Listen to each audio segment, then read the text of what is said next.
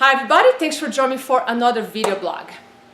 How many of you have grown up or have said to yourself, don't have expectations? I used to say that. I used to hear that. In fact, I probably was saying that a lot because I heard my family saying, teachers or other people around my life saying that, and I adopted that belief. Yeah, we shouldn't have expectations because that's a setup for disappointment. So let's talk about this because this has a lot to do with stress, with success, with happiness. First of all, I want to debunk this statement.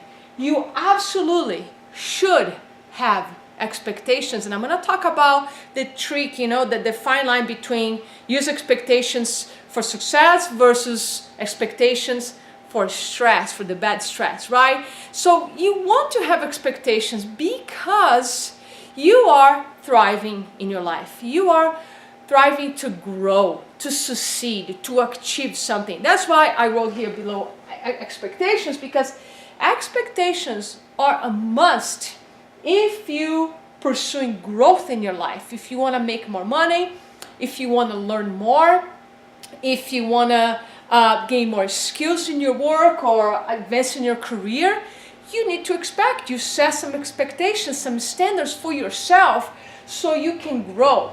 Number two, that's how you achieve your goals. So you expect yourself to be a top 10 on your local half Ironman race. It's based on the expectations that you're going to show up every day with your nutrition, with your training, with your coach. So imagine if we don't have any expectations. Yeah, it might be nice to be top 10 in a half Ironman. But if you treat that casually, you're going to probably train casually, you're going to eat casually, and that's not going to promote growth or help you to achieve anything. So you should expect yourself to be a top 10 in that race. You should expect yourself to show up with strength, with endurance, with energy in your training sessions, right? And number three, I put have expectations. It's part of creating happiness, daily happiness in your life. Because one thing that Tony Robbins says a lot, happiness, it's progress, he says.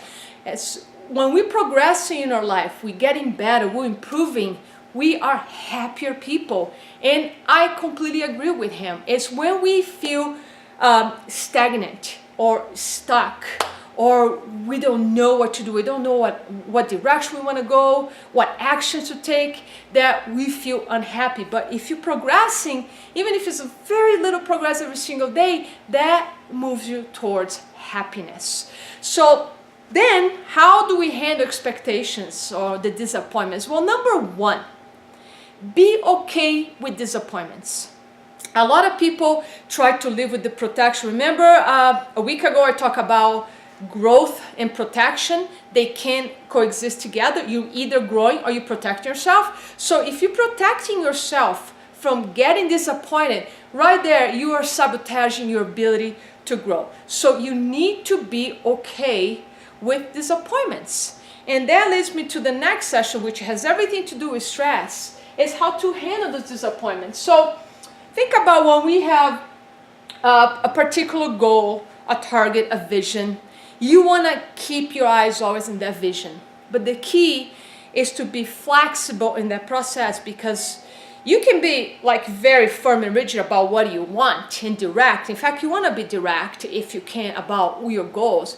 But you need to learn the art of being flexible about how you're going to attain that goal. I learned that right before I opened this studio, that I had one vision of how to achieve my goals. And then I was like thrown around and, had to look at things completely different. In fact, that's how the Vitali Studio was born. I was not expecting to own a business, a building in Boulder, Colorado to run my business. I thought I could just run my business in a tiny office and be okay, but I create this and I love it. So when you're flexible, some unexpected things come your way, and as long as they're in alignment with your goal, you can handle much better. But you need to get really good about dealing with disappointments. For example, you might set yourself to make a certain goal in your sales for next month, and you might be a little below that goal. How do you handle the disappointment? Well, there are two ways.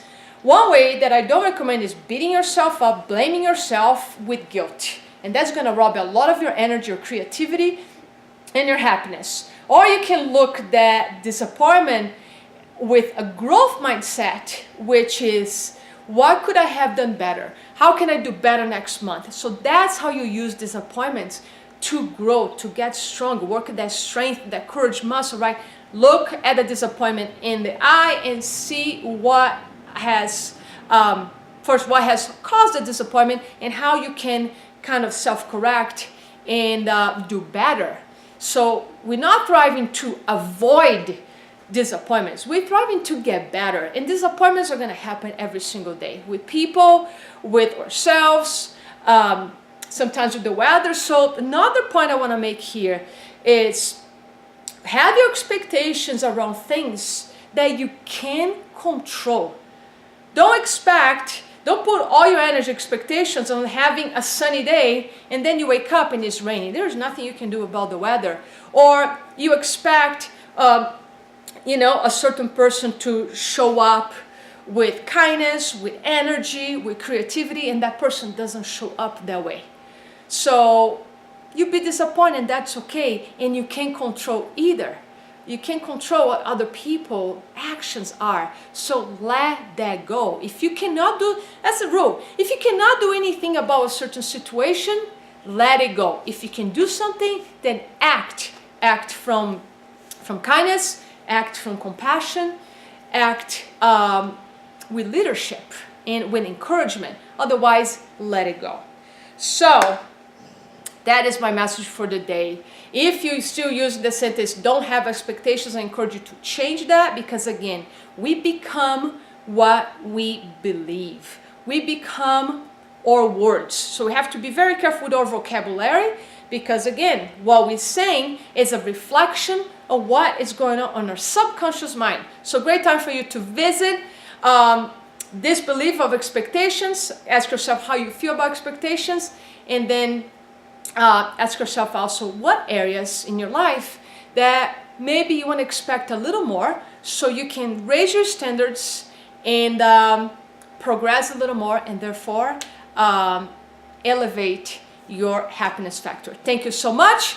And if you don't want to miss my videos, make sure you subscribe to my YouTube channel. And my next video blog is going to be in how being indecisive robs your energy. Stay tuned. Thank you so much.